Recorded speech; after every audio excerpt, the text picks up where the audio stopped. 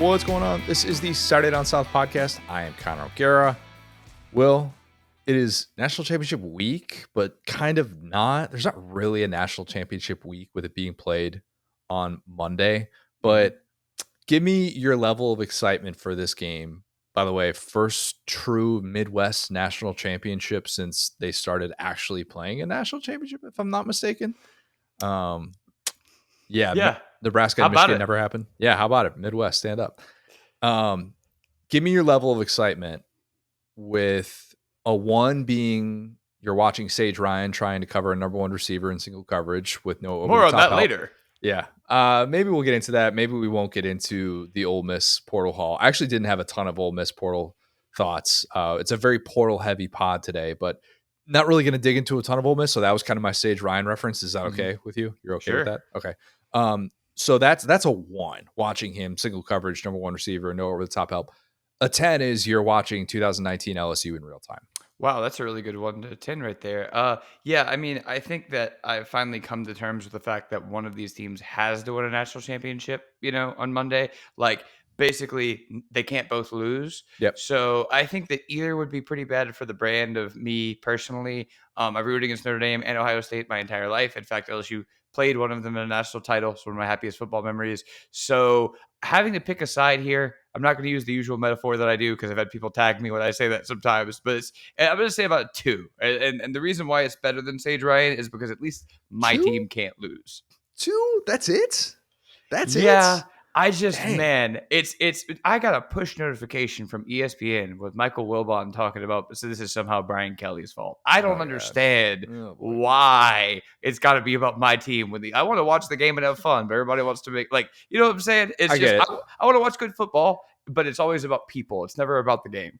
I did an entire rant, an entire column about the Brian Kelly, Marcus Freeman dynamic, and even I would not say that. Look at this. I'm not part of the problem. And Wilbon's not exactly nuanced with his college football takes, but yeah, I would say I'm at maybe a 5 or a 6, just because I like good football and I don't have the same.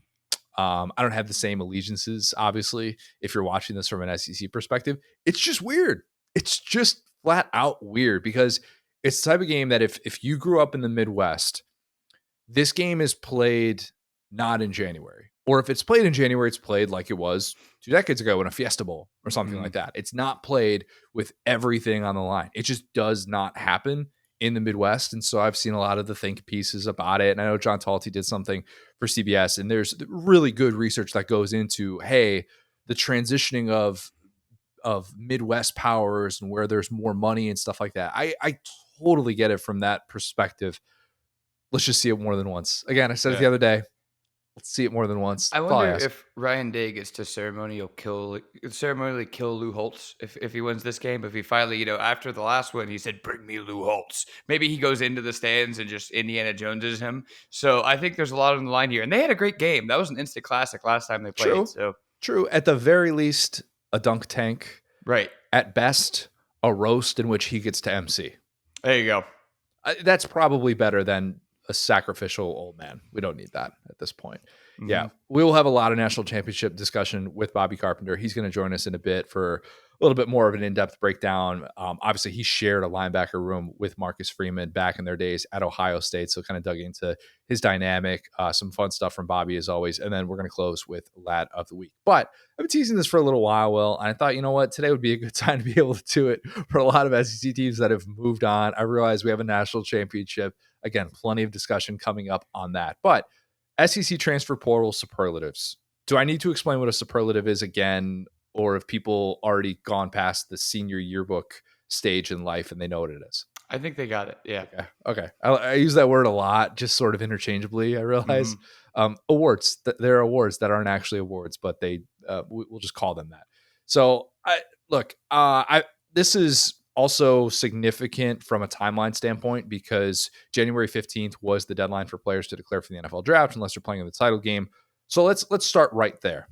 The most significant non-portal move, Quinn Ewers declared for the NFL draft. Did not take the lump sum of cash that he was reportedly offered, depending on who you talk to, but he announces that he is going to the NFL on Wednesday. Not necessarily a stunner when you consider that he went through all the senior day stuff with Texas, everything that he said publicly, the Pete Thamel interview before that, the Cotton Bowl, led you to believe that he was moving on to the NFL. If he's with an NFL agent, that means he's locked in. If he's not, he could still technically have until February 7th to come back to college. Not sure how that would work with the portal and whatnot. I didn't get into those weeds as much with him, but it doesn't look at this point like those Ewers Notre Dame rumors will come to fruition. I kind of wish they would have. I really do. Yeah. It would have been fun. It would have been fun for our sport. And I thought it would have been great if we got to see him go play for Mike Denbrock, who has done a tremendous job tapping into the mobility of guys like Jaden Daniels and Riley Leonard, who would, I would say, Two similar athletes, maybe you're saying. Two very different athletes in the way that they like to operate. I'm much more impressed with the Riley Leonard stuff, to be clear, because you see Jaden Daniels in the NFL, you're like, he could do this on anybody. Riley Leonard as a runner has been a real weapon this year. Even with Jaden, there was a learning curve with the best way to use his legs, something that we talked about a lot on this show. And Riley Leonard is somebody that has kind of always used his legs, and now he's using them more effectively than he ever has. Yours has to be more mobile to play at the next level significantly, at least I think, because I think the upside that he has is a Rams Jared Goff. Just perfect schemer. So number one overall. So yes, good. Right. I'm just saying who he is post draft and stuff. Yeah, because I thought about the same thing too. I'm like, Quinn Ewers is not going number one overall. He's not going in the first round. I'd be stunned if he goes in the first 2 rounds, if we're being completely honest, because quarterbacks like that tend to fall a little bit. But yeah, that would kind of be my comp with that. And if he had gone to Notre Dame, he would have had potentially the most experienced offensive line among those contenders. They had no experience whatsoever going into that A&M game. Huge talking point. And then all of a sudden you look up and you realize, wow, these guys have actually had a lot of continuity up front, and most of them should be coming back because there's not, as you would say, Joe Alt's on that offensive line. It's not a Brian Kelly coached offensive line, but there is still a lot to like there that would have been really favorable for Ewers. But ultimately, it looks like he is indeed off to the NFL. And the Arch Manning era, in case you haven't heard, it's here. It's here. We could talk about it right on schedule, in my opinion. We'll have a lot of Arch discussion in the summer, so today's probably not the place to get into it. But it would have been fun to see Quinn Ewers in the portal, another year of college football. Maybe I'm not necessarily in the majority with that opinion, but I think that the guy would have been really interesting at Notre Dame. This may be kind of, I don't know, like a hot take or whatever, but I think Milroe is a little bit more significant than Ewers. And I'll tell you why. We've seen Arch Manning. You know what I'm saying? Like, people are excited about Arch Manning. He's a Manning. There's lots of reasons to say, okay, well, Quinn Ewers leaves this program, and I'm not as worried. In fact, lots of fans would be excited about, the rushing, the kind of the pedigree, to see the little spurts of Arch Manning that we've seen and kind of see that develop. With Milroe, it's really, the last gasp of the Saban regime leaving Tuscaloosa. And now we're going to have a fully DeBoer-ized offense. And I think it's going to be fascinating to see him fully buy the groceries, as we always say, him fully bring in his guy. I think that's a really good point. And I would have also liked to see Jalen Milroe at Notre Dame. Now I just want to see every quarterback. That would have been scary, actually. That would have been real scary. I'm glad we're not seeing that, actually. Yeah, and I was trying to think of destinations, too, that would have made sense for Milroe. And the Georgia thing would have been incredibly juicy, but ultimately that doesn't happen. And he decides, you know what, I've got enough people that like me, and it doesn't have to be a unanimous opinion with Jalen Milroe. I think, like Quinn Ewers, he's going to end up being one of these guys that very occasionally you'll see someone that says something incredibly glowing about them. Oh my God, I think they could end up being a first-round prospect. And then we'll get to draft time, and then it'll end up being more middle of the pack type guys with who they are. But both great college legacies. A little bit sad to see him go. Just a little bit sad. Mm-hmm. Okay, speaking of guys like that, the most intriguing portal what if? What if Carson Beck had been interested in Alabama? Our guy Matt Hayes, he reported that Georgia was first and that Bama was second to offer once Carson Beck had reached the portal. I'm not going to get into the specifics of the he said, she said, because that's really all it is at this point. And I won't pretend to know definitively either way. And we also don't really need to dig into the Miami angle again, because we talked about that at the end of last pod. But the Bama interest is noteworthy for a few reasons, Will. Beck went 0-2 against Bama in games that he started and finished. And against everyone else, 23-1. Mm-hmm. Shout out Ole Miss, by the way. Add that to Lane's playoff argument retroactively. The Bama interest is noteworthy for the exact thing that you just brought up. Ty Simpson is expected to be the starter. He's going to be in year 4 there. And essentially, he's looking at what he just had in 2024 as a redshirt season in the first year of this DeBoer offense, right? And so you're kind of wondering, you're going to hold on to Ty Simpson, a guy that was part of the Saban regime. But on one hand, you could look at that and say, well, it's good that DeBoer he's not being stubborn. He's willing to go after someone that's in Carson Beck's position. And that's kind of the name of the game in this day and age is if you think you have any chance whatsoever to upgrade at the quarterback position, you do it. You don't care about hurt feelings. On the other hand, what does it say about his evaluation in Ty Simpson and also 6'6", 236-pound Austin Mack, who was the project quarterback that followed them from Washington to Alabama? Mm-hmm. What does it say about those guys? Because it says that they believed that they could fix Carson Beck and turn him into a better version of what they had in their current quarterback room. At the same time, Nick Saban's staff, once upon a time, you might have heard about this, might have talked about it once or twice. They looked at Jalen Milroe and Ty Simpson spring of 2023, and they decided, oh, we need someone post-spring, only to then watch Tyler Buckner be Tyler Buckner and Jalen Milroe go on to win an SEC title and finish 6th in the Heisman voting. So pick your side, whatever narrative you want to draw up there. But Beck to Bama would have been just the juiciest thing ever, Will, because September 27th, 2025, Bama at Georgia would have been the stuff of legend for Beck's return to Athens. Can you imagine if you had crossed enemy lines at the quarterback spot and been willing to take that on? Because that's part of the gig. If you're committing to Bama, if you're signing up for this, in the back of your mind, that date is coming. And I'm going to have to be ready for that. That's a little bit different than, like with all due respect to Brock Vandegrift, when I was talking to him about playing Georgia when he was at Kentucky, when Georgia came to town and how that game was going to mean a lot. And it was, he was really priding himself on being ready for that. But that just would have been so juicy and it would have been really fun to watch. Instead, the only Beck Georgia reunion that can happen would be in the playoff.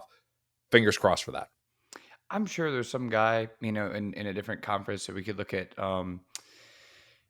I think there's been one in the ACC that I'm missing, but in terms of a guy who, if Carson Beck came back to Georgia, he would have been the starter in 2025. You agree with that? Okay. Yes. So a guy that chose to leave and picked a rival school, not a guy that was kind of pushed out. Not, the Quinn Ewers situation is kind of an interesting thing. We saw him have the rematch with Ohio State, but it wasn't really a rematch, obviously, because he didn't really play at Ohio State. So I feel like we haven't really seen that. And again, there might be someone that I'm Ty Story.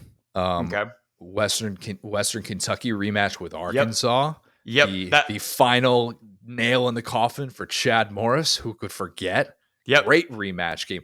Mettenberger.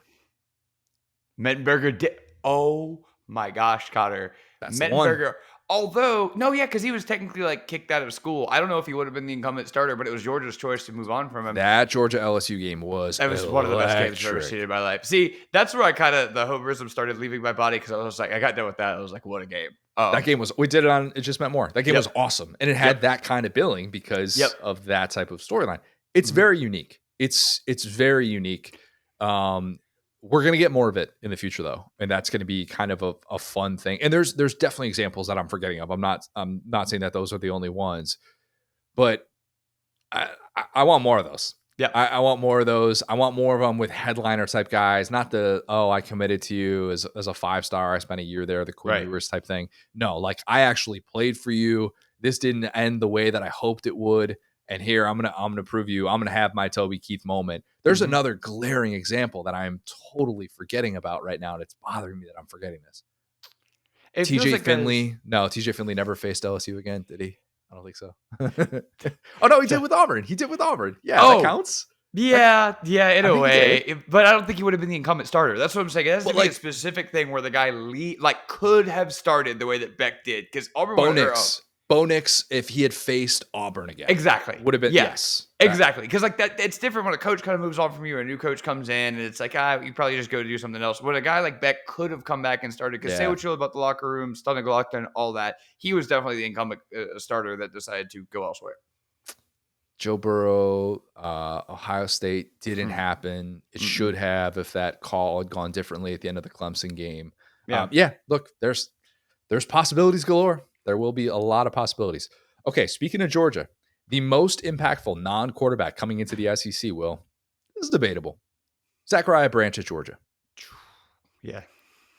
Excited about that one, but I'm going to temper some of my expectations. And I promise we're not just talking about the big programs here. It's just kind of where we started. You knew Georgia was going to be incredibly aggressive with adding receivers in the portal. Recent history suggests that would have been the move, even if this year had been successful with the Georgia receivers, but we know that it was anything but that. I won't do the full breakdown of how bad it was, because by this point, you know, the drops were an issue, 31 according to PFF, more according to other places, depending on where you listen to, even though nobody can actually find these real drop stats other than PFF. It's weird. But as it stands, Dylan Bell was Georgia's lone returning wide receiver who had at least 250 receiving yards last year. He announced he's coming back. Expectation seems to be going to shift back to more of the hybrid type role, because as just an outside receiver, it didn't really work. It wasn't just a bad drop in the Sugar Bowl. In his final games, and I like Dylan Bell, so I feel bad even saying this, but this is noteworthy. In Dylan Bell's final 7 games that he played, he had a drop in 6 games. He had just 1 contested catch. He didn't reach 50 receiving yards in 1 game. He didn't have a 20-yard catch, and he didn't score a touchdown. Banged up or not, which I think he was down the stretch, that's not great. Even worse, he was easily Georgia's leader in contested catches with 13.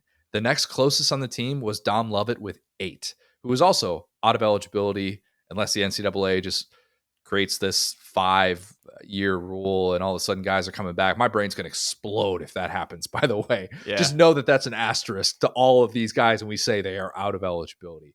But those are your only 2 guys from 2024 who had more than 3 contested catches in a 14-game season. Will, we kept talking about it. Why do these guys not make the big-time plays? Why does it always feel like when it's a 50-50 ball, it's not going to go Georgia's way? That's it right there. And I'll say, too, about Dylan Bell, this was never his job. You know, it's kind of like, you know, defensive backs or even like, you know, basketball players where you have your 1, your 2, and if those guys go down and are not performing, your 3 is not supposed to be your 1. You know, and when you put that guy, you know, on the defensive back side, if he's matching up with the number 1 receiver, he's getting cooked. Well, if it's a slot corner matching up with the number 1 receiver, Same thing with receivers. Dylan Bell is a nice player to have. I think we both like Dylan Bell. Yeah. If he is your number 1 receiver in the SEC, that's not fair to Dylan Bell, because that's not the job he was brought in to do. It's not. And by the way, Zachariah Branch coming over from USC, he's not going to be a contested catch guy. All right, he only had 2 of those in 10 such targets. Him. Yeah, that's the hope. They're not contesting it if they can't catch him. Good point, Will. That's going to be Noah Thomas coming over from Texas A&M, who he's going to have a much bigger impact in that department and catching some of those 50-50 type balls. But Branch, even if he isn't a go-to wide receiver 1, he checks a major box for Georgia, because he can make something out of nothing. Whether that's special teams, just good luck trying to catch that guy, or those screens that Bobo loves so much. Oh, man. Branch and Bobo screens could be a problem. It is. And I'm sitting here as someone saying that Kirby should have fired Bobo, and I'm still looking at that going, that's actually a really nice thing to draw up for a guy that we know can make people miss in space. 38% of his targets came behind the line of scrimmage. 6.6 yards was his average depth of target. Just 2 catches on passes that were 20 yards downfield. But Branch is so valuable because even in a down year, which it absolutely was, he averaged 8.3 yards after the catch, which would have been the high among Georgia players who had at least 20 catches last year. Gunnar Stockton, he throws the slant really well at this stage of his career. Wouldn't be surprised to see Georgia split Branch out wide, even though he plays most of his snaps in the slot. He's, in theory, going to take the role of Dom Lovett. But get him out wide, get him going on some of those slants, and just hope that you can get one of those mismatches on the outside where a guy over the top takes a bad angle, Zachariah Branch gone. That's what he can do for you in this offense. He's going to provide a lot of juice, both as a pass catcher and as the new primary return man as well. Georgia had so many games. Think about watching Georgia in the first half of these games, Will, where if they had just had a Zachariah Branch punt return for 6 to the 40, something like that, just to wake them up.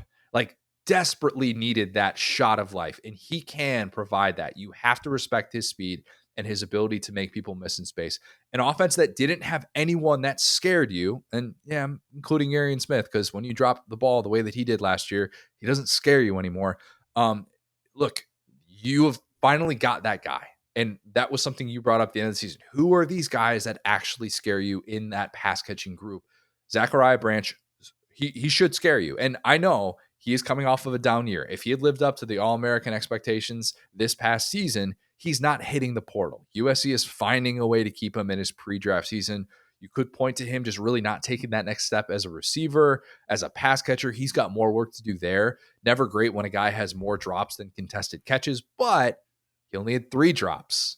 Not so bad compared to the 10 from Arian Smith, Dylan Bell's 6, Dom Levitt's 5. You get it. We've been over this. But even if I'm not totally sold on Bobo always finding ideal ways to get him touches after, in case you haven't heard, Lincoln Riley couldn't really do that, I still think that Branch just changes how a defense can defend Georgia, who desperately, desperately needed playmakers. Yeah, it's funny because Branch was a guy that, if you remember, I picked him in my preseason.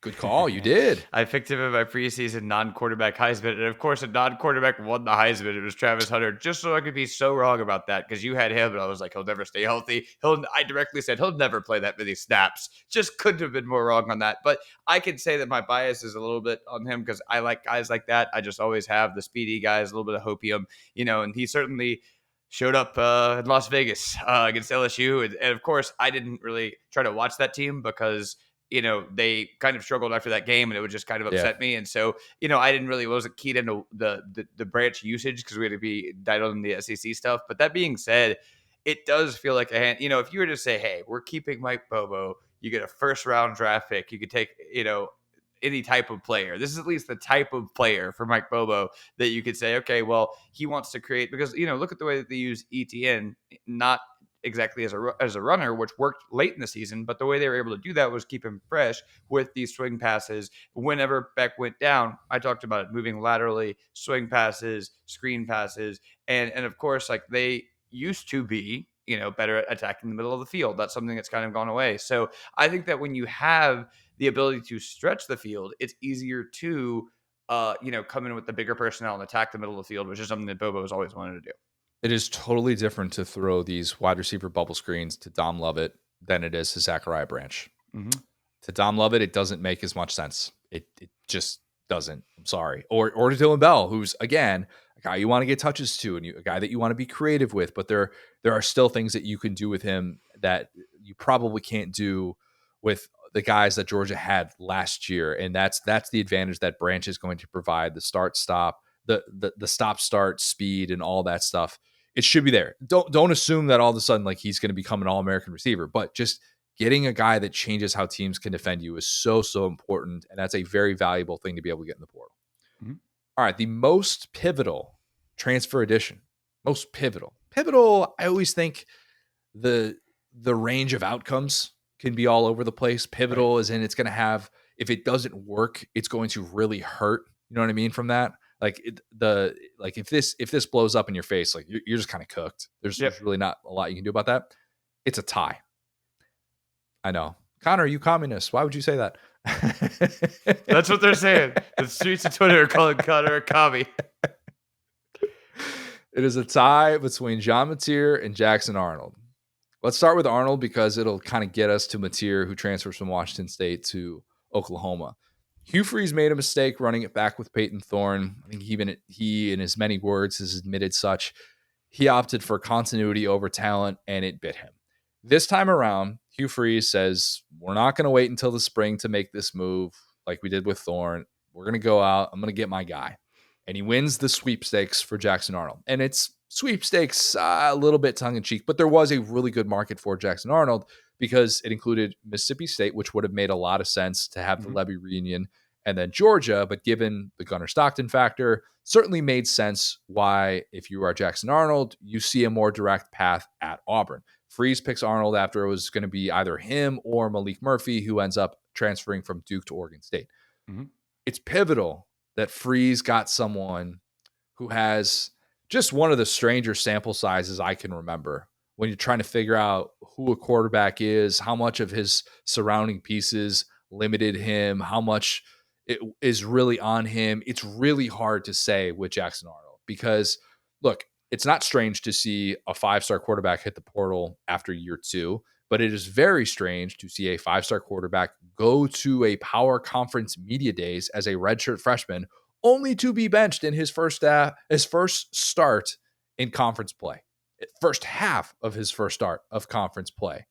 And again, we've been over this. 8 different offensive line combinations, top 5 receivers gone by late September, OC fired after 8 games. You get all of this. You've heard this about Oklahoma. Nothing good. Yeah. Nothing really good. Arnold is getting much different surroundings at Auburn. And it doesn't mean that they will remain that way, but at least going into it, he feels they are different. He's getting a head coach that was loyal to a fault to a struggling quarterback, I think we would say, with the Peyton Thorne thing. Very different than Brent Venables having the very quick hook as a defensive-minded coach. And he's going to have a receiver room at Auburn that's going to include the likes of Cam Coleman, Malcolm Simmons, both expected to do really big things in their second year there as former 5-star guys. Or was Simmons, did Simmons end as a 5-star? I don't know. Cam Coleman did. But adding Eric Singleton coming over from Georgia Tech, that should fill the Keandre Lambert-Smith absence. So for Arnold, he gets a chance to kind of hit the refresh button with a situation that just simply cannot be as bad as it was at Oklahoma, at least on the offensive side of the ball, at least in terms of those surroundings and what it turned into, not what it was going into the season, but ultimately what it came to be. Were you a fan of seeing Jackson Arnold go to Auburn? Yes, absolutely. I think they should have made a quarterback change before this season. I was very vocal at that. Mid-season? Like just come over? No, I mean start that game? before 2020. And whatever time they moved on from Peyton Thorne, I would have accepted. I was saying they should have started Robbie Ashford year 1, so maybe I'm just a hater. But I think I just never saw it, And so I don't think that Hugh Freeze is dumb. We talked about this. You could say what you will about Hugh Freeze, but I don't think he just forgot how to coach football. Having Malik Willis and the great receivers that are now dominating the NFL, AJ Brown and the like. And so I don't think he just forgot how to coach football. I think that he had a limited offense, and I think he was a little bit stubborn. It's not that he was the Dabo style kind of like boomer. Like he got some solid. I mean, Peyton Thorne was a transfer. It wasn't that he wasn't using the right methods. It was that it seemed like he trusted himself a little bit too much. I think that Jackson Arnold is a way to say, okay, we've moved on. We've got the weapons. It's time to really see if this Hugh Freeze offense can work. And that's what we've been saying since he got here. Please just run your offense. I'm tired of waiting on this offense to get out of the bus and show up. Just let me see.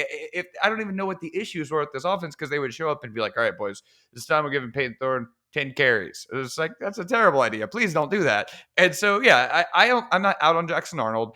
Again, and a guy that you could, make the case for pivotal transfer edition too is Nick Anderson, because they expected him to show up. You know what I'm saying? And Nick Anderson showed up and was healthy. Maybe things are a little bit different. And that's kind of the duality of Nick Anderson, is that he never played. And so they thought they had this big receiver for Jackson Arnold. He didn't show up. Well, Coleman's been that guy. You know what I'm saying? And so I say that to say I will hold nothing against Jackson Arnold. I don't think he's a bum. I don't think he's a bust. I think that now he is in a set of surroundings at Auburn with Hugh Freeze that should work out pretty well. I'm laughing saying that, but I think it should work out for him. In theory. Right. In theory, it should work out pretty well. Again, I was high on Auburn last year and thought they'd be an 8-win team. If Jackson Arnold is in some alternate universe able to walk across the sideline after Michael Hawkins Jr. leads the comeback win at Jordan-Hare, and Jackson Arnold is able to play the rest of the season for Auburn, Auburn gets to a bowl game and Oklahoma doesn't. Right? Yeah, I guess. Yeah, because that's the thing. Hugh Freeze has kind of made chicken salad out of chicken poop just outside of. I was wondering what you were going to say there. Yeah, outside of the quarterback position. That's the thing, because even you could see the two receivers played really well last year. That's the thing. It was just the quarterback. The run game was actually really good last year. It was a good offense. You just take out the most important position. Yeah, just the key is going to be Yeah. Great car. Figuring The engine doesn't work, right? exactly, exactly. How far is that going to take you? Right. Probably not very far. Got to cut down on the turnovers. That's going to be the Yeah. biggest thing. If he starts making Peyton Thorne type turnovers, Auburn fans are going to be like, "Why is this the guy that we picked out of the portal?" That ball security was an issue for Jackson Arnold. That needs to be corrected. And now you have all this entire offseason. He is going to be the guy. All right, that brings us to John Mateer, who is tied for this category. Fittingly, played his high school football 14 miles away from Jackson Arnold. Fun These are a fact. couple of bleep it, sort by price, high to low type of situations where the coach just went, I'm tired of this. I'm tired of this, Grandpa. Give me the most expensive quarterback I could possibly get. I want to fix this and be done. You know what's interesting? And look, I don't necessarily fault Brent Venables for deciding that he wanted a new quarterback situation as much as we just said the surroundings really did not help Jackson Arnold in Norman. If you think your job is on the line and you don't have if you're going into a season thinking your job's on the line, you need a significant multi-win improvement. It's probably more of a roll of the dice to assume that Arnold will blossom into the star compared to hitting the open market, you know, and just going with someone that's a bit more proven because in this day and age of college football, you can find guys like that are in theory available. Call it the open market. I guess it's technically not. It depends who you ask. Let's just say that as soon as Ben Arbuckle came over from Washington State to be Oklahoma's next OC, everybody and their mother connected the dots. It was only a matter of time before Mateer was going to hit the portal and announce that he was committed to Oklahoma. And sure enough, that's what had happened. Even crazier, Brent Venables opted for the Clark Lee move. I mean, trademark pending. The Clark Lee, New Mexico State to Vandy migration that happened. Now, it's not to that extreme, at least last I checked. I don't think he's got like support staff coming over. I don't think he's going to get a converted quarterback to play tight end for him, like like Vandy was able to do with Eli Stowers. I don't think it's going to quite work out like that.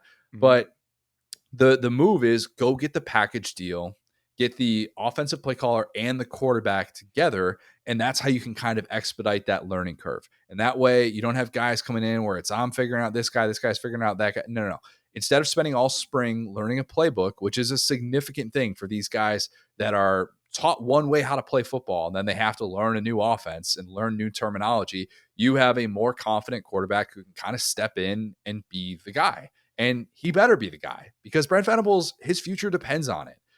The good news for Oklahoma, no FBS quarterback had a better quarterback rating in the month of November than John Mateer. That's good.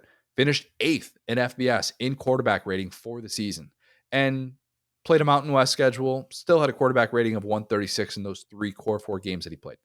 He's going to be much more willing to attack downfield than the previous version of this offense, which how much of that was because you look up and realize that JJ Hester is the only guy that can get open downfield. Maybe a lot of it, but Oklahoma had just 20 pass plays of 20 yards, 131st in FBS. Oklahoma quarterbacks that were still alive were rolling over in their graves watching this offense trying to attack downfield. It was basura, terrible. John Mateer, Kyler Murray turned off Call of Duty. He was so disgusted. dude, he had it up in the picture in picture and was like, "What is this? I'm going full screen on Call of Duty." You're exactly right. Mateer had 12 touchdown passes on throws of at least 20 yards beyond the line of scrimmage. Only 6 FBS quarterbacks had more. He also threw 6 picks in those spots. Nobody in FBS had more on those types of throws. If you're Brent Venables, you're making a move like that, and you have to take the good with the bad. That's going to be the biggest thing for him to process moving forward. With all due respect to Michael Hawkins Jr., this cannot be another situation where Venables sees a multi-turnover first half from Mateer, and then he turns into a service academy with Hawkins. That can't be the plan if you go out and make a move like this. You are invested in this combination of Arbuckle and Mateer. Arbuckle's only 29 years old, so not a ton on the resume, but I can guarantee you, even though I've never seen that resume, near the very top, first, second line, definitely not the third line, first or second line, somewhere it says coached Cam Ward for a year. Good thing to have on your resume these days. That'll play. Probably played a part in him getting this job. Oklahoma won't need Mateer to be Cam Ward, or at least the guy that Cam Ward was at Washington State even, because that defense is still going to be excellent. It's got a lot of dudes returning, even though they lose Stutzman, they lose Bowman, but don't sleep on the Oklahoma defense with all the pieces that they return. They need Mateer to be a solid SEC quarterback. And that's why it's extremely pivotal. I didn't know what to do with him in the quarterback rankings. I had him as high as 8 at one point in SEC quarterback ratings, and then I dropped him out of the top 10, and I heard it from some Oklahoma fans. I'm just a little bit more wait and see with it.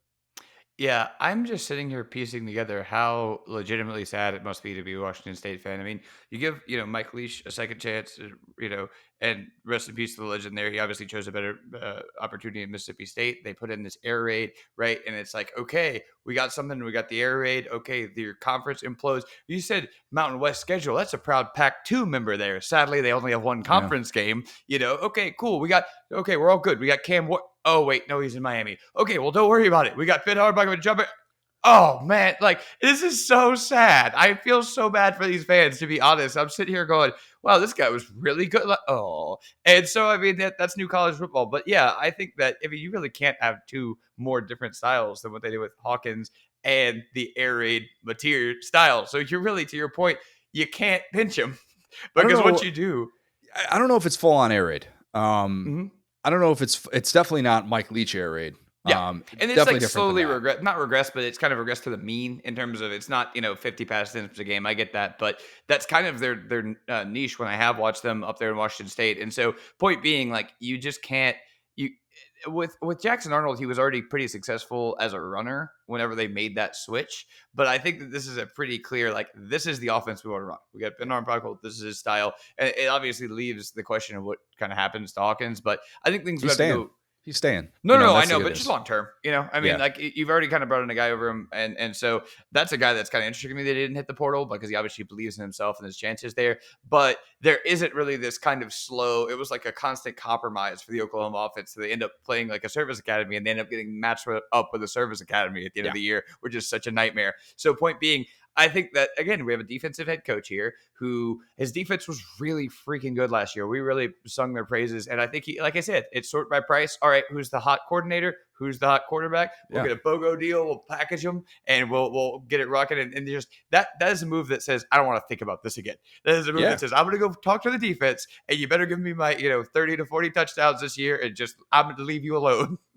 Good. That's what you should do. That's what you should do when you're in that spot and you have the resources that Oklahoma has. Mm-hmm. The Is He Will Levis Award, first year of this. Okay.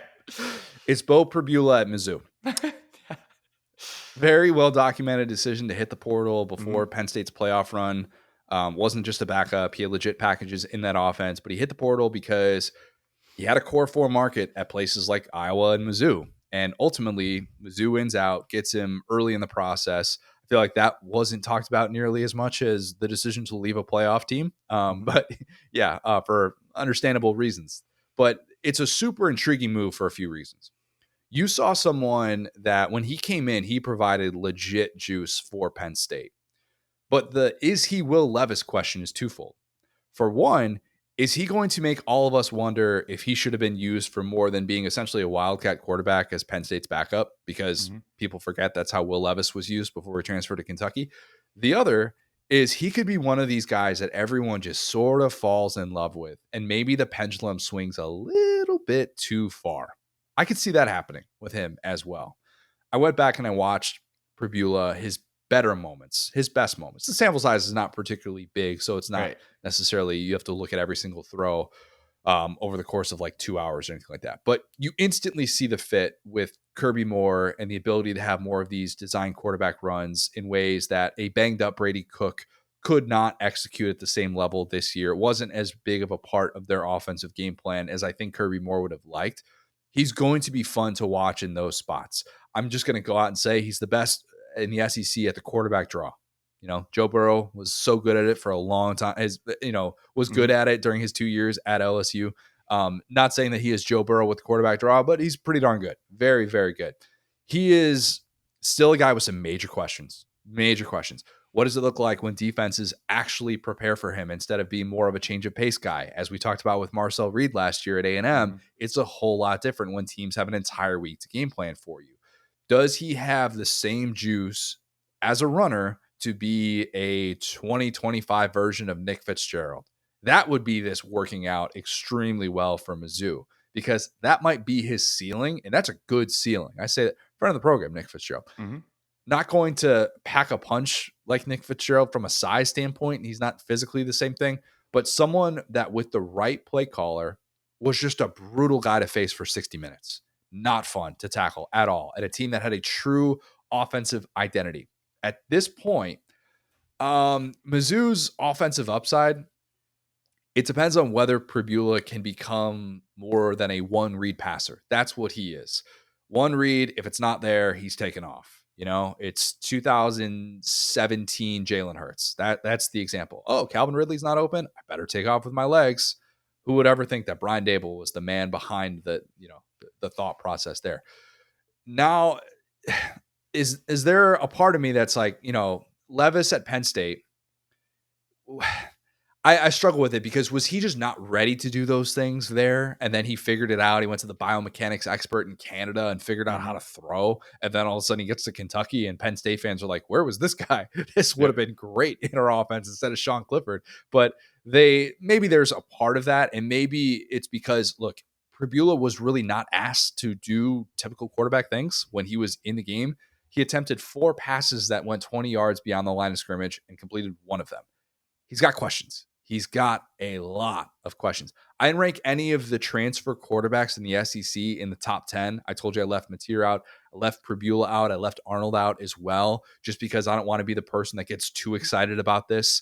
Look, Arnold's like the opposite of the other two. It's like, I need more data on the other two. I need less data on Jackson Arnold, actually. I've seen too much Jackson Arnold. Yeah, and look, not saying that all 3 of those guys, they could become top 10 quarterbacks in the SEC. Maybe they do have all SEC upside. I'm just kind of sleeping on that. But Diego Pavia just became the first FBS transfer quarterback to ever join the SEC and earned all conference honors in his first season. Let me repeat that. Diego Pavia just became the first FBS transfer quarterback to ever join the SEC and earn all conference honors in his first season. You got that technicality with Cam Newton. Okay. Yep. Cam Newton, Swag Kelly, Jared Stidham, those guys excluded from that because they had to go the JUCO route. And Ryan Mallett, the late Ryan Mallett, he had to redshirt after transferring from Arkansas to Michigan. So maybe that's a bit outdated because the rules have changed. Guys can actually do that now. No rules with transferring, essentially. But just think it's worth remembering that stepping into this conference and being one of the league's best is no small feat. And those guys have major speed of the game type questions to be able to answer. Yeah, I'm super, fascinated by this. And Mizzou, it's like they find very creative ways to play offense, if I could explain it that way. It's like whatever everybody else is doing, Mizzou is just like, I'm going to do something different. And it's not always by design. It's like they kind of happen into that. I think that they were just at this place where they kind of had two kind of like standard offenses in a row, right? We talked about the running attack in 2023. We talked about they needed to take that step in the kind of a more standard passing game last year with Luther Burden. And this is kind of interesting to me because it feels like a flex, right? It feels like I could figure this guy out, which yeah. But it's like, and maybe Kirby Moore can. That's the thing. Kirby Moore kind of did figure it out, and I always go back to the Kansas State game where I'm like, oh, wow, there's some scheme in here. There's some ways to get burdened. So whatever he sees, he's obviously smarter than me. I feel like they maybe could have done something a little bit more consistent. I think that Drink is not a season away from being on the hot seat. I think that matters here. Even if they win like disaster season, win 4 or 5 games, you go, okay, we're going to do what these other couple of guys have done and just sort by price and go get the big name guy. But the thing about it is if you figure this guy out, start getting, head coaching looks if you're Kirby Moore. And for Drink, it's like, look, Mizzou fans, you can get off my back.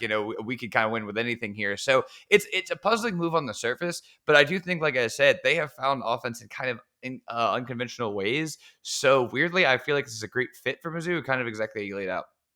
Might be some Mizzou fans that are a bit scorned from the Kelly Bryant experience. Man. Yeah. One of the first guests of this iteration of the pod. Yeah. People forget that. Yeah.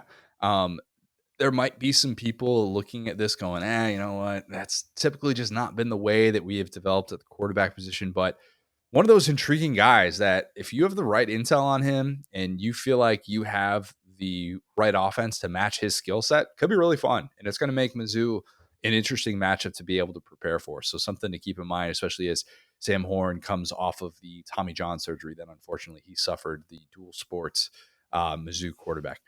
The Go ahead. Oh, I was going to say, I like the Is He Will Love Us award. I would like to retroactively give that to Taylor Green for last year. Oh, okay. That's interesting. That's really interesting. He kind of played like Will Levis. Him or Pavia, but I could argue Pavia was more successful. Taylor Green had that bleep it mentality, and I'm excited for him. I'm so excited for him. Anyway. There might be an offseason pod in which I dig into, was Taylor Green the Four Loko of college football quarterbacks? That's one of my favorite things you've ever said. That's exactly who he is. Anyway. The fact that it took me this long to come up with that reference, a bit sad on my part. There might be some numbers we need to roll out, one of those June podcasts or something like that. Mm-hmm. The most Grandpa Simpson GIF award. You're cooking, bro. You know which one I'm talking about. It takes that, takes it off, walks right out. It's Deshaun Purdy, the very briefly Florida quarterback. Originally was at Charlotte. He signed with Florida. Flashed a lot of potential as a freshman. Pretty good downfield passer if you look at some of those numbers. Thinking if you're Florida, hey, this is a really nice backup plan for DJ Lagway. Young guy, got 3 years of eligibility left. A lot of rumors about why Purdy got out of his paperwork. Maybe Georgia had a better offer. I'll say this, and again, I don't know what happened behind closed doors. If there is any world in which Purdy actually thought he would start at Florida over DJ Lagway, you're getting bad advice, Hoss. That is on Deshaun Purdy. Yeah. Look, there are moments in which and this happened to me recently, where I went to our favorite donut place, DG Donuts, and I went on, when was it? It was Black Friday. I went and I drove all the way there, and I get there and I've got Claire in the car and I'm about to bring donuts back for Lauren, and Lauren's office. And I get there and I realize that they're not open. And I'm like, what the heck? Like, I looked on Google. Google said they were open. Their social media said that they were closed. I should have looked on social media. I kicked myself the rest of the day, the rest of that weekend, really, for not doing my due diligence to get donuts that were 20 minutes away. If I at any point located to another place like that, and I don't know what his moving situation was, because moving is the single worst thing that we as human beings do on a regular basis. You know that, trademark pending. But if he did anything like that without a Google of DJ Lagway, I mean, that's an all-time blunder. Can't have that. Did he show up to practice, see DJ Lagway and go, hold on, wait a minute, who's that? I always bring There's a non-zero chance that's exactly what happened. That guy can sling it. I'm kind of worried about this. And look, I bring up the Terry Wilson example. Terry Wilson was in the same class as Justin Herbert at Oregon. Justin Herbert at Oregon was a local kid who was a 3-star recruit who was super under-recruited. Fishing team captain. We've heard of him. Yeah. Terry Wilson shows up and is like, what did you guys not see in him? I'm not beating him out. This isn't good. I won't blame the kid for that one. But if you're Deshaun Purdy, man, oh my gosh, that's just that's rough. That would be even more negligent than, I'll just say it, Caleb Williams thinking he was going to do enough in fall camp to beat out pre-draft Spencer Rattler as he was being pegged as a Heisman Trophy favorite and the number 1 overall pick. Coming off of a very impressive, man. Yeah. Oh man. Look, we don't need to dig into that. That's a very Yeah, it's a good point. But Purdy basically did the Grandpa Simpson. Walked in, walked out. Now Florida's backup quarterback situation probably going to need to be addressed post-spring. Yeah. Jalen Rashada, our honorable mention, hit the portal again the other day. He at least got a year, though, a season. A season in this day and age. That's for Jalen Rashada. That's the most consistent that kid's ever had. Yeah, Coy Moore. That's another one at transferred to Washington for like 5 minutes after he was at Texas. But I was playing for Dave Mullen. Oh, he went to UNLV. Oh, I didn't have the Google alerts on that one. Didn't have that ready to go. All right, the Nick Scorton Award. You're gonna like this, Will. Okay. Patrick Payton, the LSU edge. How about this? And by Nick Scorton Award, I mean a 1-year guy who will likely come into the conference and look like an all-conference player from the jump. Okay. Payton was excellent early in his career at Florida State, ACC Defensive Freshman of the Year in 22, and then 23, he was awesome. Was one of those guys that I remember Pete Thamel talking about ahead of FSU's opener in Dublin as being part of the solution for a post-Jared Verse, Braden Fisk world. Didn't happen. Right. Did not happen. Had a down year, finished much better than he started. But when he was at his best in 2023, when he was playing alongside those future, NFL studs, He had 32 quarterback hurries, 10 batted passes, 7 sacks, and 5 quarterback hits.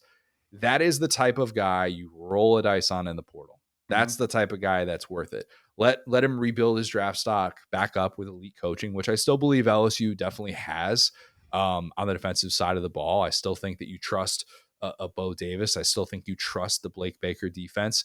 LSU needs some dudes that can put quarterbacks in the dirt or at least fluster them. Peyton will do that as a year 5 guy in college football. Ideally, you're going to have Whit Weeks, Harold Perkins Jr., those 2 guys being at the top of the scouting report and not Peyton. So maybe that frees him up a bit, but I really like that addition for what LSU needs.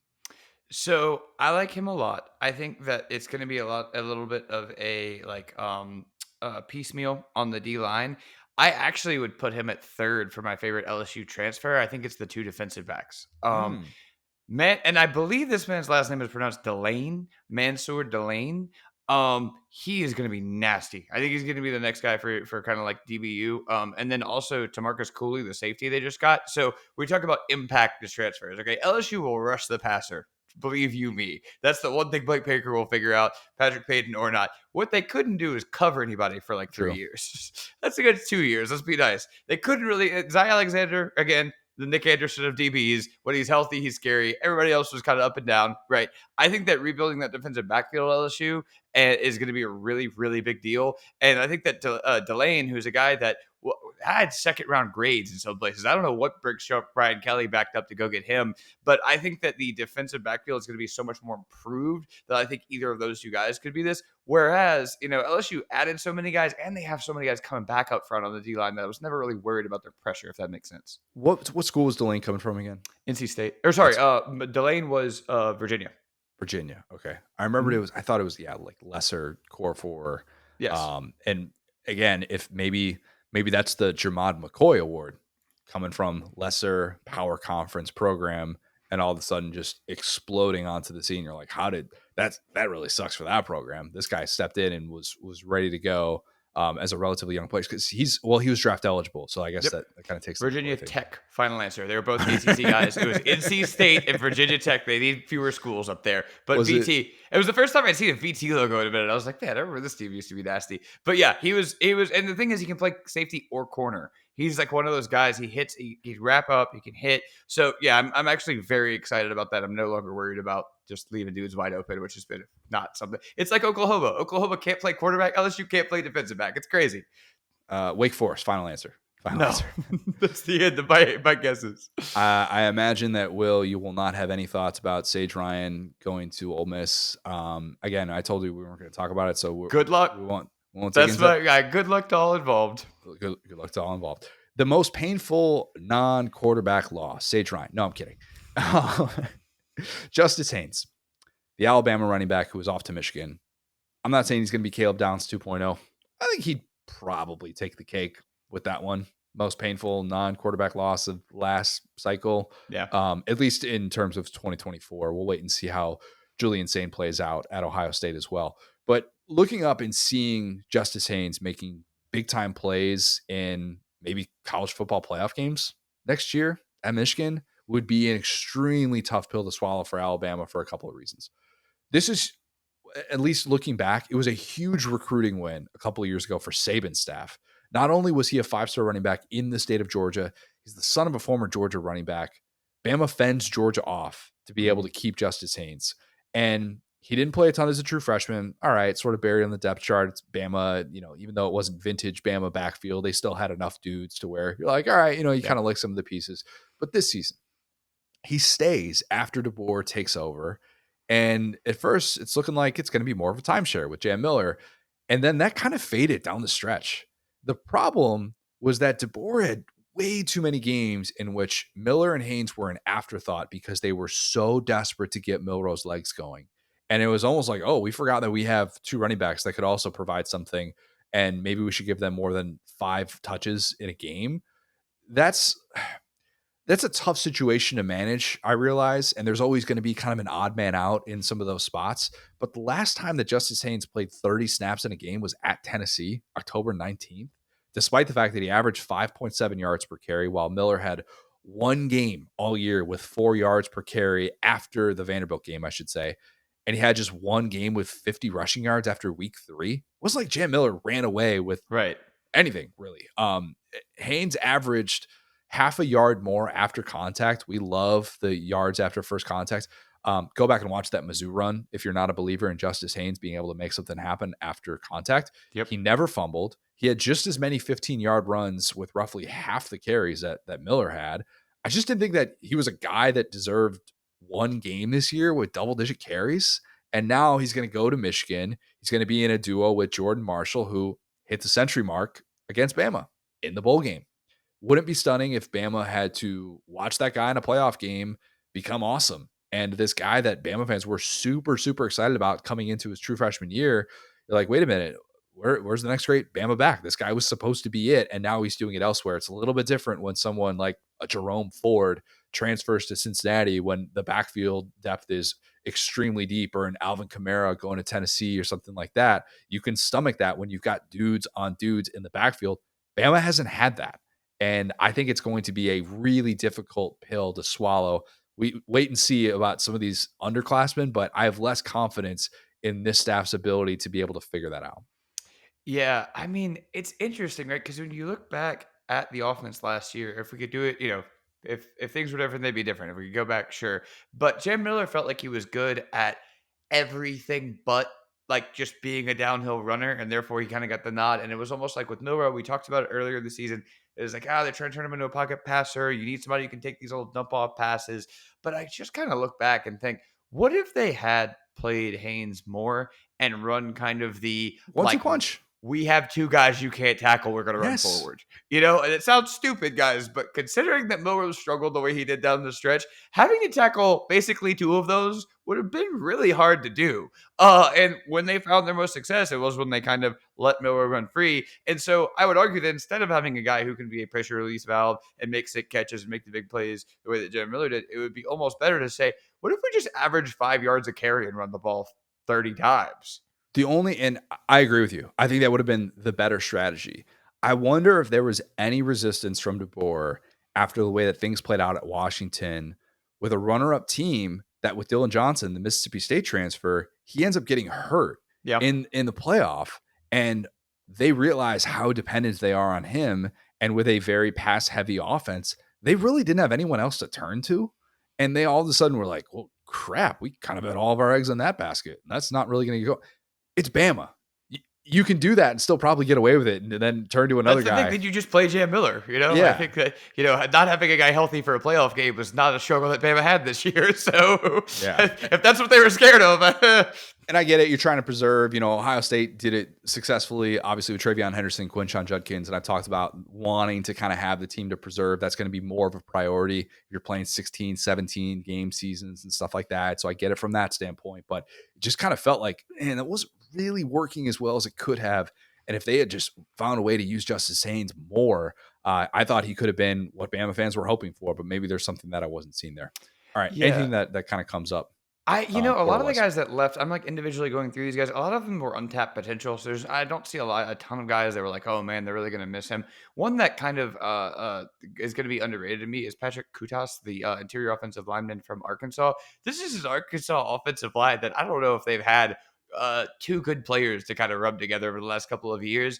And Taylon Green, obviously, when he's under pressure, he can have more like bad decisions, stuff like that. So I think you would have really liked to have that guy where it comes to being an impact. Like I think they're really going to miss him because that has not been, the Arkansas teams have not really been what we thought they would be, i.e., big physical hog mollies that are pushing guys around. So having a guy that has been playing since he got to Arkansas and just having him dip on you, that's actually weirdly an example of a guy, not a quarterback, but might have a reunion game.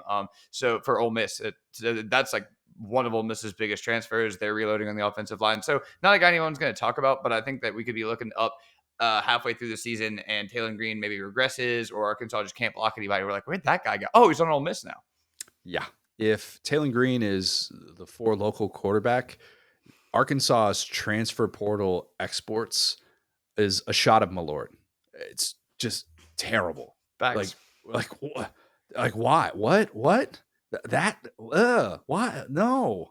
Why people do this? What? Come on. Painful. Very painful. I think for Arkansas to see a lot of the players that have hit the portal over the course of the last couple of years. When you talk all we want about the Walmart money and stuff like that, but vibes have not been particularly good as a result of that. And that has been an area that they've kind of struggled to adapt. And they've had their hits in the portal. All right. And I don't want to diminish Landon Jackson, a player that could end up going in the first round once people, like dig into him a little bit more coming over from LSU. But like they have struggled really to find those guys to be able to kind of get to that next step, because it feels like they're losing more than they gain on a yearly basis. Mm-hmm. All right. Let's kick it to Bobby Carpenter.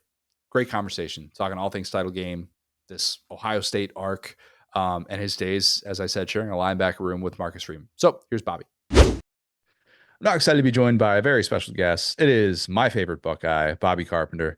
Bobby, I've talked to you on your various shows, but the last time that I hosted you, it was early in the offseason, and we were discussing how Ohio State was the agent of chaos this year in college football. Even as the Buckeyes prepare for a national title, a national championship in which they are very heavily favored in, obviously, is it fair to say that actually the agent of chaos was, in a roundabout way, a very fair mantra for this team? I would say a little bit. I mean, I think when you look at this season coming in, there were huge expectations, obviously placed on Ryan Day, and some of those have been fulfilled, some of them haven't. And you're going to have that with 18 to 21, 22, even 23 and 4-year-olds now. But they obviously had spent a good amount on NIL. A lot of that was player retention. They were strategic in their selections. You get Caleb Downs, obviously big pickup. Quinshot Judkins, big pickup. Will Howard, big pickup, but like a lot of people were looking at Cam Ward, Riley Leonard. I mean, he wasn't probably the most desirable guy nationally. I think Ryan kind of targeted him and really liked what he was about. They brought in Seth McLaughlin, which no one in Columbus was overly excited about because he was just getting shade from the semifinal against Michigan. Like, we got a center that came and snapped the ball. And that guy goes and wins with Remington, but alas, blows his Achilles out. And so they've been on this like unique course. The loss to Oregon, nothing to cry about, but obviously it was a tight game and very tough. And then the Michigan loss, I think, kind of threw everything, maybe into a little bit more of a negative manner for this team. And I give Ryan a lot of credit for being able to internalize that and the team kind of coalescing around it and coalescing around him, and it kind of galvanized them. And then you got a chance to see, what people felt like, to quote Star Wars, like the fully operational Death Star for a couple weeks.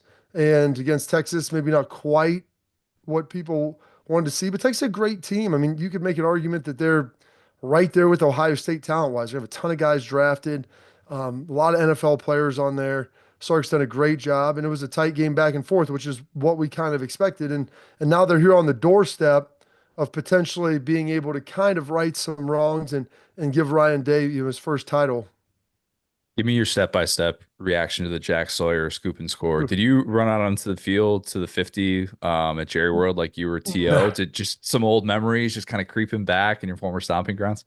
No, I was actually down at the far end of the stadium, like outside the uh, player box over there, like on like the 20-yard line from behind. And so I was talking to AJ because that's where the McAfee cast was and everything. And it was really the place to see it because you got a great, now depth perception's tough there, but I'm watching Quinn like drift, and it's like you're watching Jack come like, get there, get there, get there. And then you see him like, all right, boom, it's fourth down. You're excited, like you get the ball, but still 2.5 minutes. Like, you've got to get first downs. Texas has 3 timeouts. Like, the game wasn't over. And then the ball comes out, like, okay. And then it just pops right into his hand. And so, like, my goodness, like, it was unbelievable watching all the coaches like jump out and then grab each other, and like guys trying to pull each other back because you don't want to hit the ref. You get the 15-yarder, which would pull stuff back. It would have been atrocious. So trying to temper that optimism. But for a guy who is so highly recruited and started playing really well at the end of last season, played pretty well this year, but it's really been on fire the last 6-7 weeks.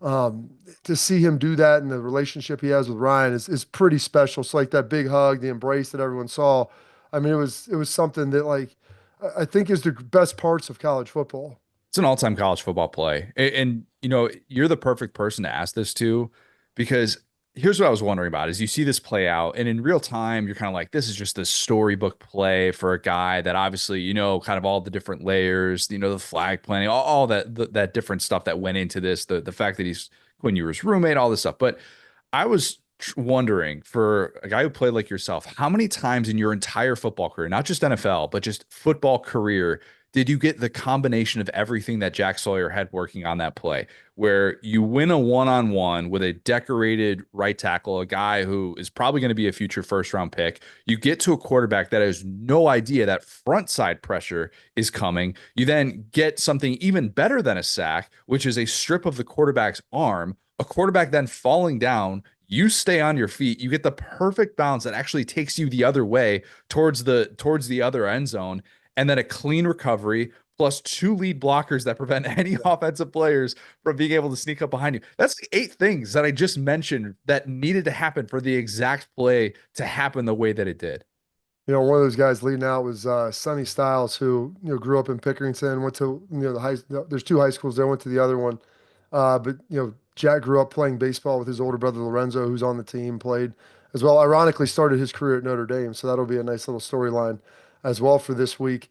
But I talked to AJ about this on my show yesterday, and Schlegs were like sitting there talking, like I don't know if you've people have made plays.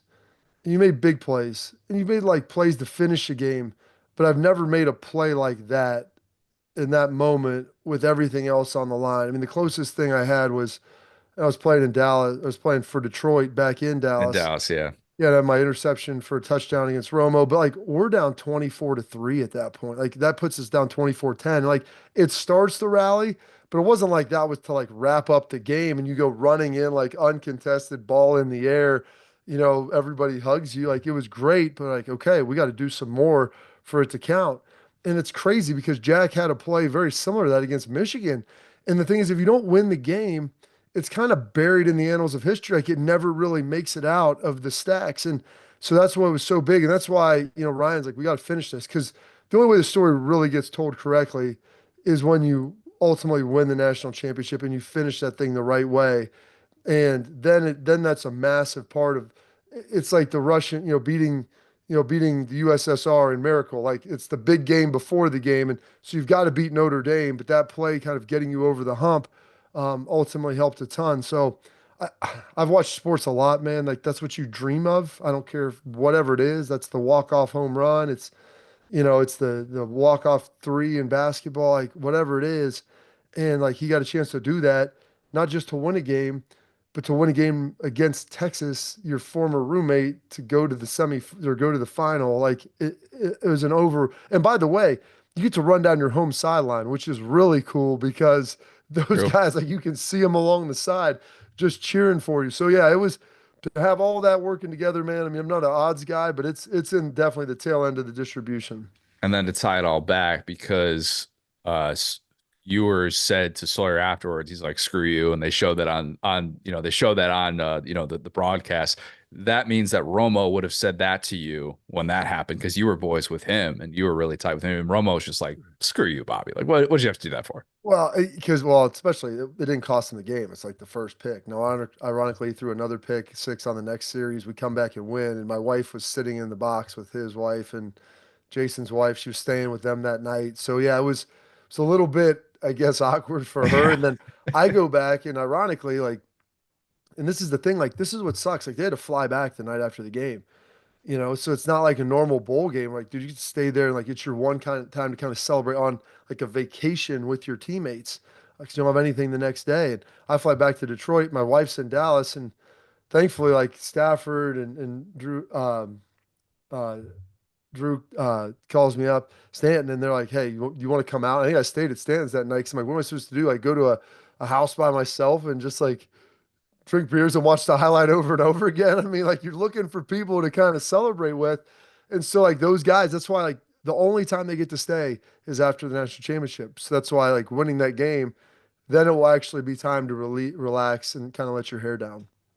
Was there a story that you heard about this team after the Michigan loss that stood out? Like maybe Chip Kelly went up to Montana for 4 days. He pulled some Aaron Rodgers dark move or dark room, like sit in silence, solitary type deal. Was there anything like that that came out that you heard that just made you go, wow, that's definitely unique. And this was not just a typical loss. You know, It's tough because I've been around. I get a chance, to work out there and be around the guys a lot, and I had to practice quite a bit, and I help. I'll help recruit and go. I teach over at the business school, and so I'll help in recruiting when they have guys come through and talking about the business programs and everything. And I remember sitting with Cody Simon about 5 years ago and talking with him and his parents. His brother was playing at Notre Dame at the time, and and they're like, this guy's really good, smart kid. Like, dad went to West Point, his mom works on Wall Street. Like, dude, the rock star of a human. And his brother's at Notre Dame, and I'm like, are they not recruiting you? He's like, no, and I think there was, maybe some bad blood between Brian Kelly and his mom. And I'm sitting there, I talked to him in the post game, and I see these guys and it's like it's devastating for them because that's what they've been hearing a lot of these guys for 4 and 5 years, and they never got a pair of gold pants. They never got to win a Big Ten championship. They never beat Michigan, and like that hanging out there, and like it was tough. Like watching them come in, and you know, I, I don't know if Parcells said this. I'm trying to think where I got it, but like I always tell guys, like there's no funerals in football. Like the sun comes up, you've got another day, and hopefully you've got another game. And like you're gonna play again. It's the question is when you get your opportunity, will you be ready? And at that point, like people are wondering, like, would the team splinter? Would they fracture? And there was kind of, rumors that, kind of a coaches players meeting. They went to players only, and it was heated. And there was people that exaggerated. I'm like, good. Like it should be heated. There should be things that should be said between players, between coaches, between players and players. And I think at that point, kind of a lot of things were aired out. And then you get that like second life where, hey, rankings come out on Tuesday, and we're sitting there in like the top eight. I'm like, you're going to get a home game. You're going to get a chance to win one more. So like, what you do with that, you can sulk, we can cry, we can figure that out, or like, dude, we can grab a shovel and start digging out of the hole. And those guys, man, to their credit, they leaned in on it. And Mickey Marotti's really good at Ohio State with that. Ryan Day was awesome with it, of like being real about what happened, but also being positive. And to watch that kind of evolution over in the last week, and then you can see, I'm like, you're going to get one of the night games. Like ESPN is going to get Ohio State. They're putting you on at night. Like, let's just be real. And so like you're getting a night game at home in the shoe. Like, what do you want to do with your last time in there? You get a little bit of a mulligan. And like kind of since that point, man, they've been on this tear, and it's been fun to watch. They've been focused. They've been motivated. There's an edge. There's an anger, and a lot of it is so much was said about Ryan after that game that a lot of these guys leaned back in on it. Especially Jack and the seniors, and you've heard them talk about it. And Brandon Ennis, Will Howard, all these guys like the Pink, um, just all these different guys making these public statements of how much they care about him, and how it's for him as much as it is for the team. And I think that shows the connectivity and the culture that was created there. My hottest take is, and not to diminish what No, it's happened fine. that day, but my hottest take is that Ohio State, I think they might not have needed to lose to Michigan to do what they're doing. And hear me out, because I, again, don't want to diminish the significance, the edge that they've been playing with. And it's so obvious that that team used it as a rallying point when you're going one way or the other. So I fully acknowledge that. But if they beat Michigan, they get the Oregon rematch in the Big Ten championship. You already had the revenge angle there, and you don't have to necessarily sell to Will Howard, who talked about how he spent this time with his family days afterwards. His family just changed their flight and flew up to Columbus and spent those next 2 days. And you would have already had the wheels churning there to where it's like, all right, you got over the Michigan hump, and now you got Oregon in the Big Ten championship. What are you going to do with it? What are you going to do with this opportunity? And they end up, they win the game in the Rose Bowl, obviously. I think they end up winning the Big Ten championship. They get their 1 seed, and it's still a $20 million roster on a 3-week break after avenging their only loss. I think that team could have still won it all, but this story is far more interesting. It is, and you're not wrong. They had been building in the way they'd structured their season and the way they were playing and trying to play with slower tempo, less reps, less exposure. Like they had built it all to play 16 or 17 games. So that you're not like I think that there would have been that possibility, but like you said, like the story is so much better. Like every great sports movie has the adversity and the comeback. And like pretty much every story in life has that. So for them to have that and to be here and to do what they've done has been terrific. Could they have done it without it? I think that there's a good chance that they had. They would have found a way to squeak that game out 16-13. Like you're probably still in that same spot because they're playing Oregon, a team they lost.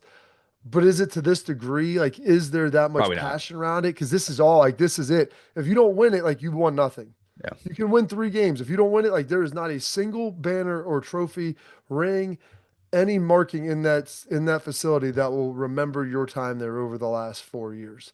And like, that is a sobering thought. Another example of that, of kind of, it makes me think of talented teams just end up figuring it out. The 2015 Ohio State team, it's a fascinating sliding doors to put in modern perspective. But for those who don't remember, first preseason unanimous number one in AP poll history, just an overwhelming favorite to repeat. But it's just back and forth with Cardell and JT. And that team never really clicked until after it already lost to Michigan State without Connor Cook. That game is just infamous in Columbus. But then you close the season in Ann Arbor against a good Michigan team, blow them out of the water, blow out Notre Dame in a game in which Jalen Smith gets hurt. Joey Bosa has the targeting. He gets tossed early. But Bama fans won't like this.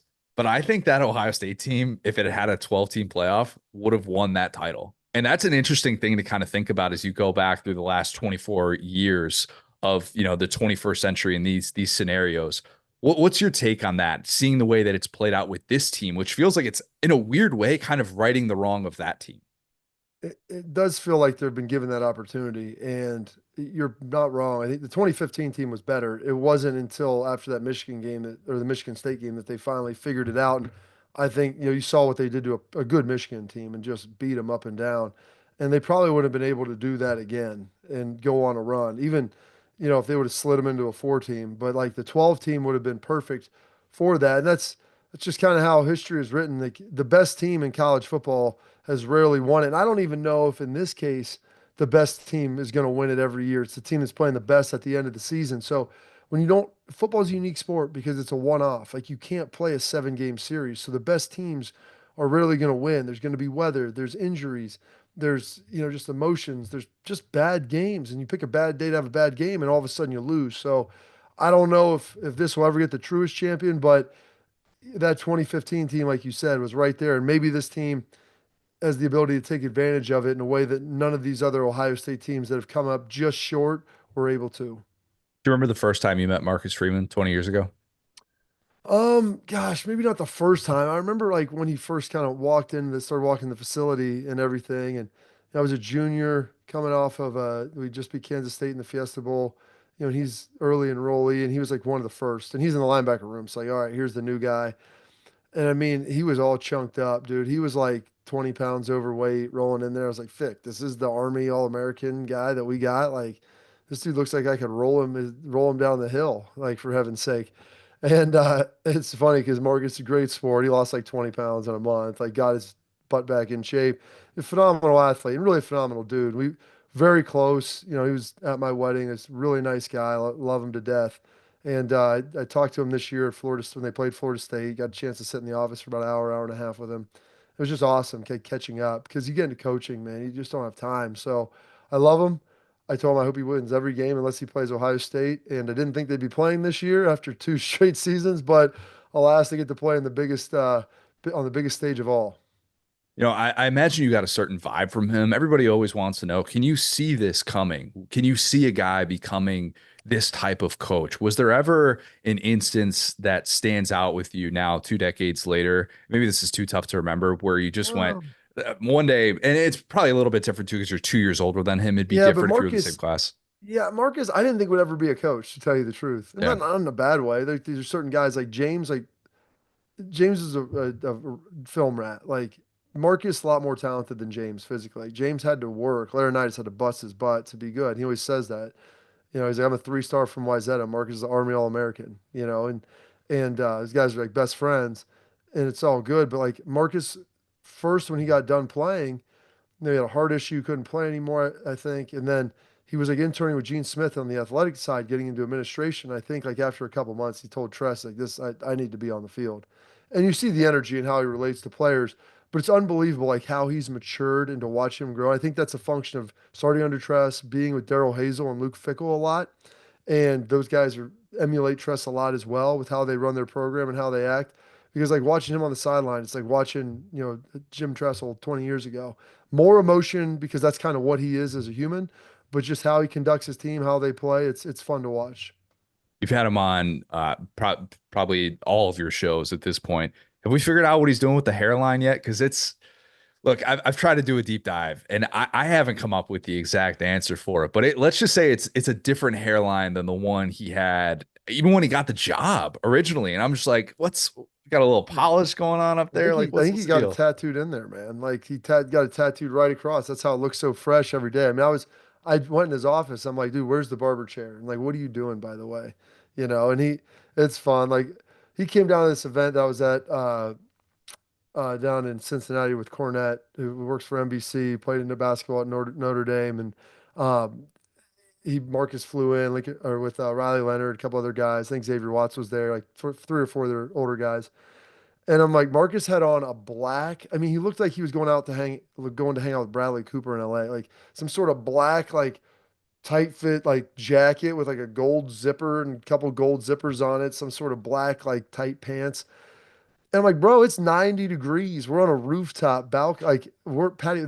It's not even air conditioned. Like you're gonna be sweating to death. Like it was wild, but it didn't get a chance to talk to him much. But he always looks buttoned up, and it's a function of like the trust in him, man. Like Daryl Hayes, like that's how those guys did it. He'd be the first 30-something coach to win a national title in 43 years. He would easily be the most GQ coach to ever win a title, and probably the age has something to do with that as well. I know you probably don't want to think about these possibilities as much, but what's the path for Notre Dame to win this game? Because we're sitting here talking, and I'm guilty of this too. I've been talking like it's almost a foregone conclusion that Ohio State's winning this game. But what's the path for the Irish to be able to make this a 60-minute game and come out on top? When people talk about foregone conclusions, like I played in a foregone conclusion game, and we came back and we won that thing. Like the path may not be the widest in the world, but I mean, I also tell you this, like Notre Dame's a hell of a lot better than we were against Miami, like relative competition. We're 13.5 point dogs. Like Notre Dame's path is straight, and there's a way for them to win this football game. Like they've got to run the ball. They've got to stay in third and manageable. Riley Leonard's got to be a dude. I mean, and he can run. It doesn't matter whether he rushes for 120 or 30 yards. But when he rushes it, he needs to rush for first downs, and he's been great at that.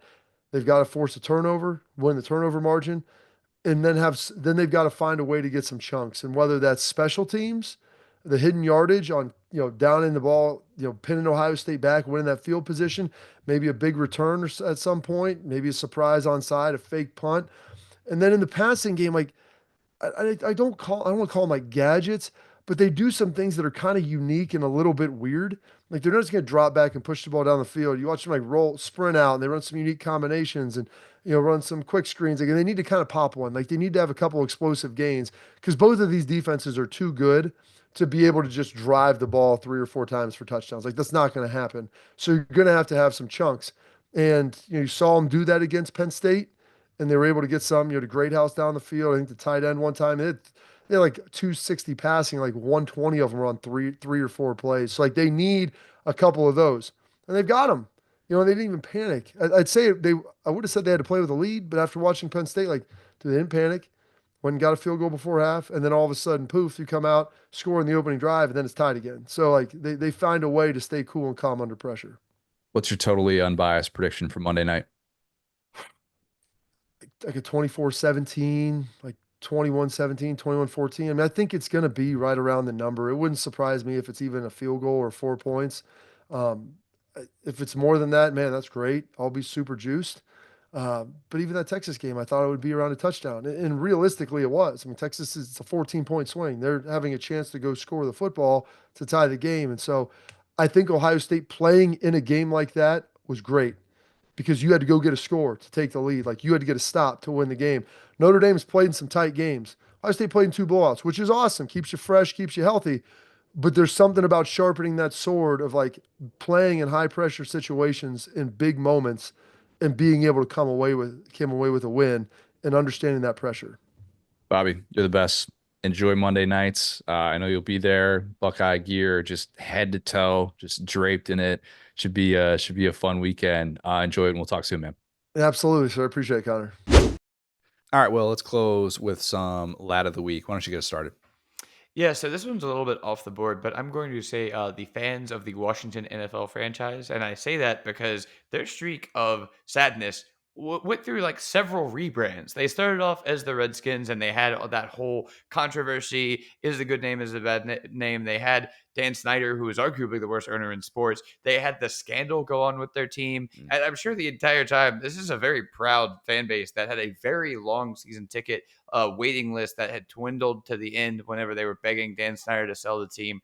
And, there were little glimpses of hope in there. Robert Griffin III is obviously the one that we look at. But again, how did that end? Like, I loved Robert Griffin III. I remember him getting drafted and being so excited to watch this team and watching the inverse kind of doink there go in. I saw the joke about that field goal against the Buccaneers would have never gone in if Dan Snyder still owned the team. And that's kind of how it felt, right? I mean, I could sit here and talk about Jaden Daniels and LSU as an LSU fan and all the stuff they've done, but honestly, this is more of a redemption story for Cliff Kingsbury. This is more of a redemption story for Dan Quinn. Yeah. At the end of the day, Jaden Daniels had just won the Heisman. He went number 2 overall. Yeah, he lived up to the billing. He just kept playing LSU football in the NFL. That was a little surprising to me, even as an LSU fan. Kind of like watching when Zion came through. It's like, is he going to keep dunking on people? Yes, he will keep dunking on people. But Dan Quinn and Cliff Kingsbury, I remember laughing at the Dan Quinn hire. And I've never really been out on Cliff Kingsbury. I just thought he never should have been a head coach at any level. I think that he was a disaster at Texas Tech, and the NFL guys that always think they're smarter than us was like, well, he didn't like to recruit. Well, no, he really gave up like 80 points. So he had Pat Mahomes and just couldn't do anything but call an offense. He's still a good offensive game planner. And part of that is the cardiac, element to this, and that they're one of the best fourth quarter teams and overtime teams. Tell me more about this, Will. I would love to keep discussing about the R words, the Commanders and their late game prowess and their ability to just pull a rabbit out of a hat and derail an entire franchise's season. Tell me more. Yeah, Eagles fans, they know what I'm talking about. No, Yep. I think that's the thing is that, yeah, you could argue they shouldn't be in that position, but there were the push notifications going out from reports around the leagues if guys want to go play for that team. And as one of the prouder, historic fan bases, and we talk about the name, I get it, but the history of winning there during the 90s, Joe Gibbs, all that, and they were just such a laughingstock for so long. They were the Washington football team. They sold that merch. They felt like they just kept puking on their shoes.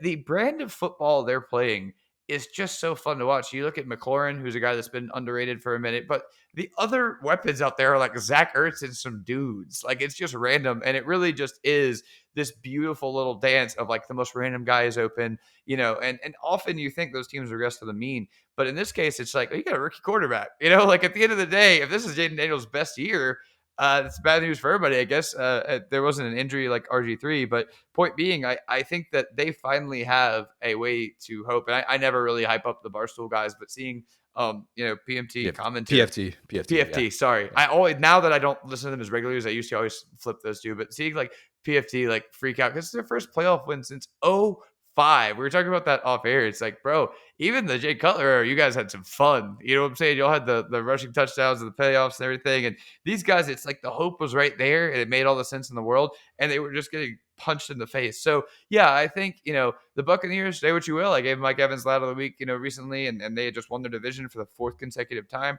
That Tampa crowd has always been a hard place to win. And like when they're good, not always. I'm not going to go that far. But when in these postseason environments, there's a crowd that's hard to play in front of. So, yeah, I think that the sky is the limit for this team. They're playing a fun brand of football, and it's all a bunch of guys that, we're giving up on. You talk about Jaden at ASU. That's as far back as I'm willing to go there because I think he was great at LSU. But it's just a fun team. It's a super fun team, man. It's a hard team not to be jealous of. I'll be honest, man. I'll be really honest. It would have made me sleep a little bit easier if the doppelganger had dialed it up and the Bucs had won. Although I gotta send a message to Liam about that. He's kind of going in a different direction with his look, and I don't really appreciate that. I'm not a big fan of that. But yeah, the seeing Jaden perform as well as he has, obviously, like I'm rooting for that guy, even though it is very, very bittersweet to know that every single time he does anything, it just is instantly going to be compared to Caleb Williams, and then I just get defensive and mad, and that's just how I cycle as a sports fan. Which, look, wow, now you understand the Brian Kelly thing. Think yeah, about I know. Cool I realize that. Now look at this. Wow. Yeah, I get it. very much. I know it's a one extra game, but just to give some context, even if they had won 11 games this year and they won 12, that would be their first 11-win season since way back in 1987. Yeah. That is crazy. Yeah. I am rooting for the Lions to win a Super Bowl, but seeing the Commanders get there, I would swallow my pride and I would say, yeah, this is cool. This is great. Good for Jaden. Very, very happy for him and not bitter. 91, not 87. Can't read. Continue. I just get 91 and 87 mixed up. One's a 14. I was looking for an 11. Duh. Oh, Wake Forest. All right. Listen, people think I'm a homer. I'm stupid about everything, folks. No, anyway. you're good. My lad of the week is Bob Uecker, the late great announcer, 90 years young, unbelievable life career. And you know what I was kind of thinking about? I don't have firsthand experiences with Bob Uecker. I won't pretend to or anything like that. I mean, I was a fan of the team that the rival of the Brewers, and so I won't pretend like I was sitting there listening to Brewers radio or anything like that. I've Brewers fans in my life who have obviously experienced a lot of great calls from Bob Uecker dating back to 1971. But think about this: is he the most perfectly cast person who has ever appeared in a sports movie? Major League. His role is so iconic, and even though he spends half a century in this field that he absolutely loves, I guarantee you the amount of times that someone said just a bit outside to him is just hundreds, thousands of times more than anything he ever said on a Brewers call. And that's kind of awesome in some ways. And, you know, we often are coming up with the answer to the question of who is the ultimate golf foursome that you would want to have. Bob Uecker is a guy that you should throw in there. True. Talk about ultimate guy to grab a beer with, sit down, have a Miller Lite with Bob Uecker. That would be a bucket list thing to be able to do. If they auction that off at some point, I wouldn't surprise me. It would be an unbelievably lucrative opportunity if he had pursued something like that. But just one of those guys that, man, even I saw pictures of him a few weeks ago. I can't remember who it was, but he's rocking Jordans during batting practice and just the swaggiest dude ever. Imagine living a life like Bob Uecker, who just, I mean, I don't know, the ins and outs of his life, but just never seemed like he had a bad day and was someone that was obviously extremely well respected and going to be missed in that sport. Cool that baseball can produce guys like that, Vin Scully and Bob Uecker, and just guys that meant so much to the sport and just the voice of the soundtrack of not just childhood, adulthood, but an entire life. So yeah, 90 years old. Did not look like it either. Got to be among the younger looking 90-year-olds you'll ever see. Yeah. No, and I always associate him. I don't like, the way we consume sports has changed so much. I used to just have ESPN on repeat. And I remember like kind of the first run, not first run, but like the first era around like 2010 with the Brewers, where they had like no, that was a little bit older than that, like Prince Fielder in them, right. And so I was like, was the Sabathia trade? Yeah, that's yep, kind of like that first, like in my life that I remember my concept of the Brewers was like colored by that, and also just to show how much you love him, he won a World Series with the Cardinals, and you still love him. True, yeah, just a legend, just could transcend rivalry, borderlines and all that stuff, but. Yeah, I think sports movies in general, they so often whiff on who they cast for the announcers. This is something we were talking about with that I talked about with Mike Morgan on the show a couple of years ago, and how I would love to see sports movie announcers be just entirely comedic relief. You're not going to nail it, the intensity of how good someone is. Get comedic relief like Bob Uecker was in Major League. Get someone like Brent Musburger and Waterboy, get someone like John Candy in Rookie of the Year. Just these guys that are so perfect for it that you're not gonna sell me on them being this esteemed. And even Bob Uecker, who's had been doing it forever at that point, he's someone that's really well respected. But it was so much better to just kind of, in some ways, not take it seriously, to do it that way. But he pulls that entire movie together. I'm not even the biggest Major League fan of the movie itself. It's still a great sports movie, and he is great in it.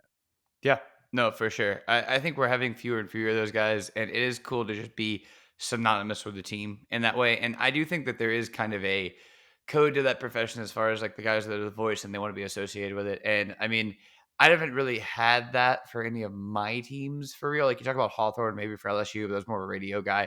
And so I just couldn't imagine having like the situation like this where it's like, oh, you could technically have a 3-generational sports family that's just watching this. And my guy like that, you already mentioned Vin Scully. Like I remember watching the old, like the Dodgers games, like coming up and yeah, so I think that's just kind of a lost art as we become more clip focused and highlight focused and social media focused. And just the guys that can just hang out and feel like you want to have a beer with them is just so underrated, you know? Harry Carey and Bob Uecker. Oh, yeah. Have an old style and a Miller Lite and just corner booth hours. That would be unbelievable. Man, that would be the stories that those guys could probably tell would just be incredible. All right. Plan for next week. Will and I are going to record Tuesday after the national championship. I think we're going to hopefully have that pod up. Will, you're producing now, so you sure point me in the right direction here. Pod up by like early afternoon, mid-afternoon Tuesday. Is that what we're feeling? Sure. Yeah, but whatever. Yeah, I'll let you know what the schedule holds. And I'll probably say this again at the top of one of the ones coming up. But sorry if I've messed anything up producing this. It's been kind of a pinch hitter situation, but appreciate y'all rocking with us. I definitely was breathing way too hard in one of these when I normalized the audio, but I'll wear that one. Getting back into the groove of things. I'm like Jordan on the Wizards. Sometimes I gotta shake off the rust and figure it out again. But we're surviving. We're thriving. You're good. Yes, we're making do with the situation. Will's doing a great job and very much appreciate him stepping in and being able to pinch hit for us. So we'll have full national championship recap on Tuesday. If you haven't, leave us a 5-star review, subscribe to our YouTube channel where you can watch every episode of the Saturday Down South podcast. Follow us on Twitter at the SCS Pod, at SideDownSouth, at CJ Guerrero, at GoSoHard. Thanks, guys. Talk soon.